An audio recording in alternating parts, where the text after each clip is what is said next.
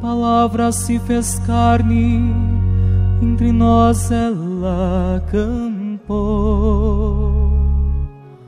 Todo aquele que a acolheu, de Deus Filho se tornou. Aleluia, aleluia, aleluia, aleluia, aleluia, aleluia, aleluia.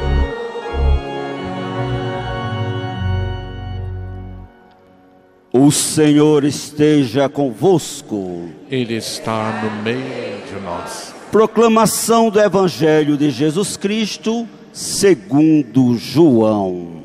Glória a vós, Senhor.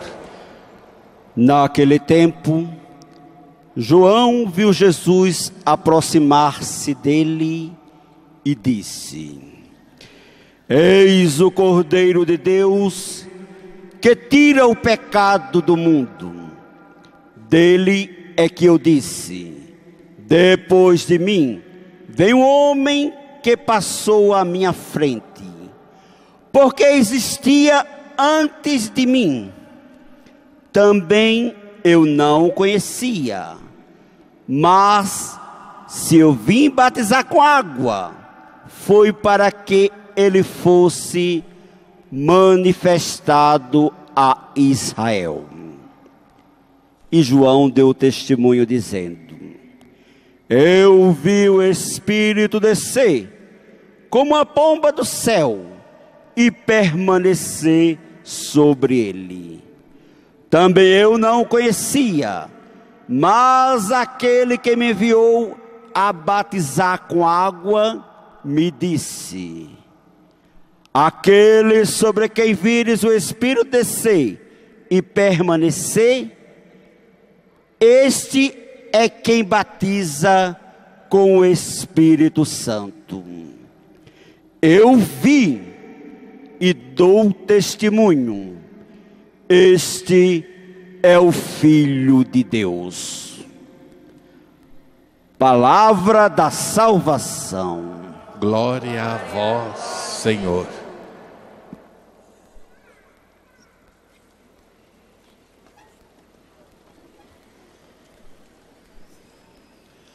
A tua palavra, Senhor, é sinal de interesse por nós.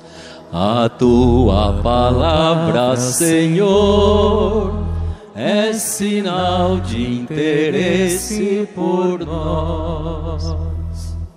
Querido irmão, querida irmã, queridos concelebrantes, se nós pudéssemos imaginar o interesse, a preocupação, o cuidado que Deus tem por nós, é muito maior do que o cuidado, o interesse de um pai, de uma mãe pelo seu bebê. Deus nos trata como se nós pudéssemos a qualquer momento talvez cair, resvalar no chão. E essa preocupação de Deus conosco é que fez acontecer toda a história da nossa salvação. Que é como se Deus fosse aquela mãe, aquele pai que não consegue descuidar da gente, apesar de todas as traquinagens e tudo que a gente apronta. Ele está atrás de nós, para nos levantar, para nos refazer. De vez em quando Ele precisa nos recriar, nos fazer nascer de novo.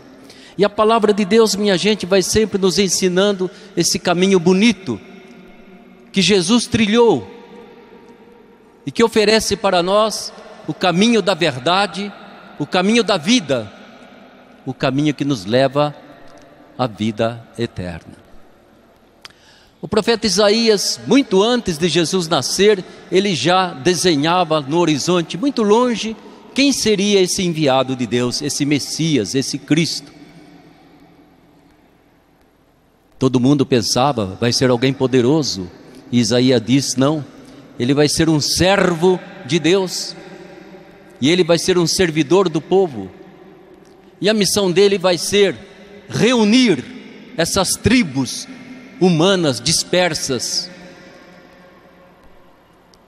Ele vem também para ser a luz das nações, luz para toda a humanidade, luz para todos os povos, não só para o povo de Israel, não só para os católicos, não só para os maometanos, luz para toda a humanidade de todos os tempos. E é por isso que João Batista dá esse testemunho no Evangelho, quando vê Jesus que se aproxima, e ele grita para todo mundo: aí está o Cordeiro de Deus que tira o pecado do mundo. E dá um testemunho bonito, dizendo: ele, quando foi batizado, desceu e permaneceu sobre ele o Espírito Santo. Ele não é somente o Messias, o Cristo, ele é o Filho de Deus. Vamos meditar um pouco esta palavra de Deus tão importante para nós. A grande missão de Jesus, um só rebanho, um só pastor, reunir a humanidade. Nós vivemos, minha gente, a história da humanidade é uma história, pensem bem, de divisões. Inventamos povos, inventamos nações, inventamos culturas distintas, religiões diferentes, ideologias. Criamos países que vivem disputando uns com os outros em poderio militar, em riqueza. Primeiro mundo, segundo mundo, terceiro mundo, quarto mundo. Nada disso é o desejo de Deus. Deus gostaria que nós não tivéssemos raças, nações, fronteiras. Deus gostaria que nós fôssemos simplesmente seres humanos, filhos e filhas de Deus, sem esse maldito preconceito, discriminação, que às vezes acontece até no mesmo país. E as divisões criam discórdia, a discórdia cria ódio, o ódio leva à violência, e o resultado de tudo é um mundo ainda, uma sociedade tremendamente injusta, desigual em suas estruturas. A missão de Jesus, esse Salvador, continua atual, porque Ele precisa nos convencer interiormente, ao menos a nós cristãos, que temos que pensar mais alto. Temos que olhar para o céu e ver: eu tenho um Deus e Pai, eu sou filho, sou filha de Deus, o meu irmão, a minha irmã também é, aquele de quem eu discordo também é. Eu não posso ficar olhando para a terra e dividindo os pedacinhos de chão. Eu tenho que olhar para o alto e nos acolher como irmãos e irmãs, como seres humanos, pura e simplesmente, na diversidade de tudo que temos, mas que nenhuma diferença signifique jamais divisão e discórdia e falta de acolhimento. E como dizia, Jesus vem para ser a luz de todos. Jesus vem exatamente para tentar libertar a gente de tudo aquilo que não nos ajuda a sermos seres humanos, menos ainda a vivermos como filhos de Deus. Vejam que João Batista, ele diz para todo mundo: eis o Cordeiro de Deus que tira o pecado do mundo. Jesus vem como servidor, ele vem como cordeiro. Ele não usa a imagem, por exemplo, Jesus é o leão, o mais forte, o poderoso, aquele que vai dominar os outros. Absolutamente. Muito menos como um lobo devorador. Ele vem como um cordeiro. E creio que João Batista, ao usar essa figura, essa expressão, ele se recordava daqueles cordeiros que lá no Êxodo serviram para alimentar os israelitas na última refeição, antes de partirem em fuga do Egito para escapar à escravidão. E o que eles fizeram? Dividiram os cordeirinhos entre as famílias, se alimentaram, pegaram o sangue daquele cordeiro, passaram nas suas portas, para que o anjo da morte os poupasse daquele extermínio que foi a última praga do Egito. Aí o João diz: pois bem, hoje o cordeiro para nós é Jesus. E esse Jesus não apenas se sacrificou por nós, morreu numa cruz, derramou o seu sangue, e esse sangue continua a nos levar, a lavar, a nos purificar. Esse sangue continua nos poupando da morte eterna, continua nos perdoando. É Ele o Cordeiro de Deus.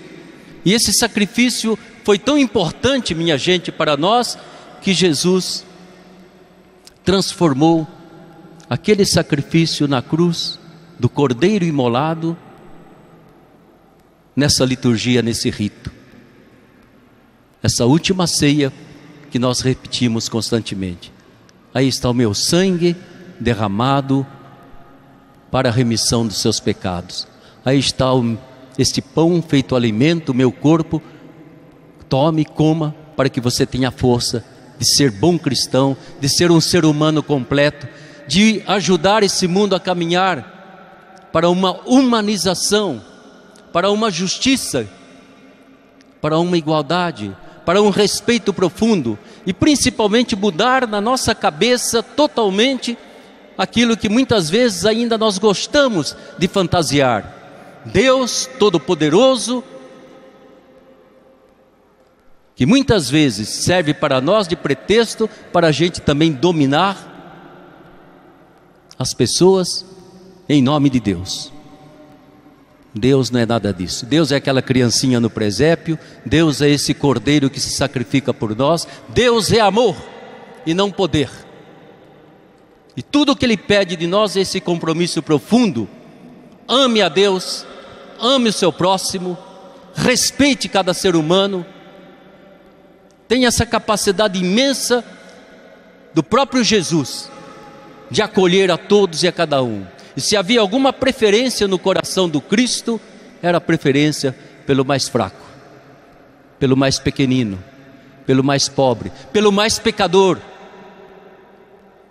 por aquele que estava em pior situação. Aí o coração de Jesus se inclinava e Ele fazia o leproso ficar limpo, a prostituta se purificar, o ladrão pregado ao lado da cruz entrar no paraíso, porque Ele veio para nos salvar e não para nos condenar.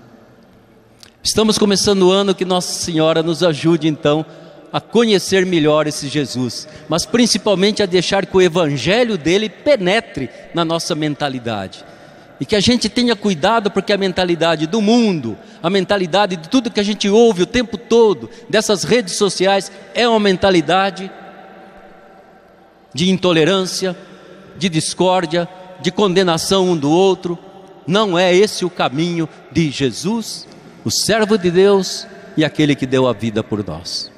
Nossa Senhora nos faça entender essa mensagem e nos faça seguir com alegria o nosso caminho de católicos, de cristãos, de seres humanos, à imagem e semelhança daquele que nos criou, que nos marcou com o batismo com o seu Espírito e que nos dá a força de sermos coerentes com esta fé que recebemos de Jesus.